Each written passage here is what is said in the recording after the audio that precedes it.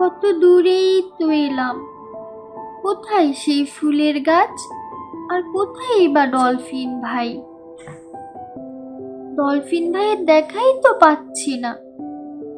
দেখি তো ওইদিকে ডলফিন ভাই আছে কি না।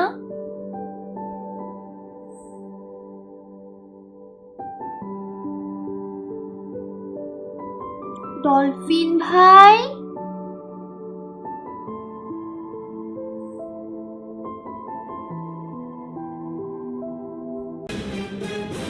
হু হা হা হা হা, কে রে তুই?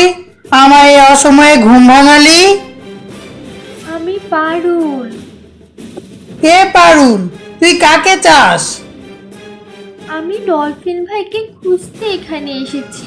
আমি বুঝতে পারিনি তোমার ঘুম ভেঙে যাবে। তুই আমার ঘুম ভেঙেছিস, তোকে আমি শাস্তি দিব। আমায় ক্ষমা করো, আমি বুঝতে পারিনি।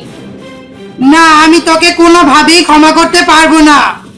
আমায় ক্ষমা করো, আমি যদি এখানে আটকে থাকি তাহলে আমি আমার ভাইকে উদ্ধার করতে পারবো না।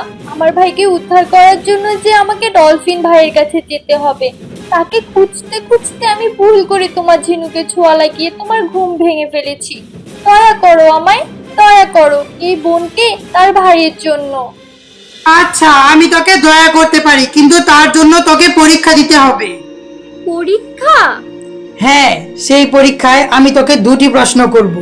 তুই যদি দুটি প্রশ্নের উত্তর দিতে পারিস তাহলে আমি তোকে মাফ করব, নয়তো আমি তোকে সারা জীবন এখানে আটকে রাখবো। ঠিক আছে, বলো তাহলে তোমার প্রশ্ন। আমার প্রথম প্রশ্ন, এমন কি জিনিস যেটা মাপা যায় না, ধরা যায় না এবং হাত থেকে চলে গেলে ফিরে আসে না? এমন কি জিনিস? এমন কি জিনিস হতে পারে? হ্যাঁ, আমি জানি সেটা কি।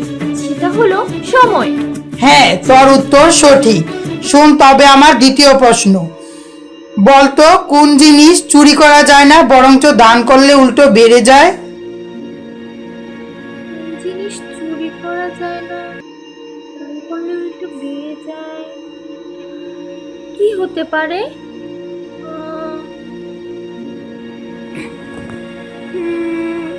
কি যে হবে?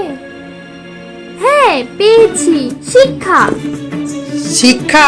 কিভাবে বুঝলি তুই? বুঝিয়ে বল আমায়। হ্যাঁ, শিক্ষাই তো হবে। নিজের জ্ঞান শিক্ষা কেউই নিতে পারে না এবং সেটা দান করলে বেড়ে যায়। তুই সত্যিই অনেক বুদ্ধিমতী। যা, তুই যা, আমি তোকে মুক্ত করে দিলাম। তোর যাত্রা শুভ হোক। সত্যি বলছো? তুমি আমায় মুক্ত করে দিয়েছো, ধন্যবাদ। বিদায়।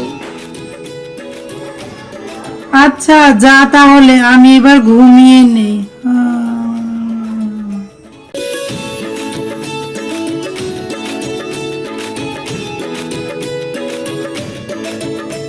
তো বন্ধুরা, পারুল কি পারবে পরের যাত্রাগুলো অতিক্রম করতে? তাহলে দেখতে থাকো পারুল, আর লাইক, কমেন্ট, শেয়ার ও সাবস্ক্রাইব করতে ভুলো না যেন। ধন্যবাদ।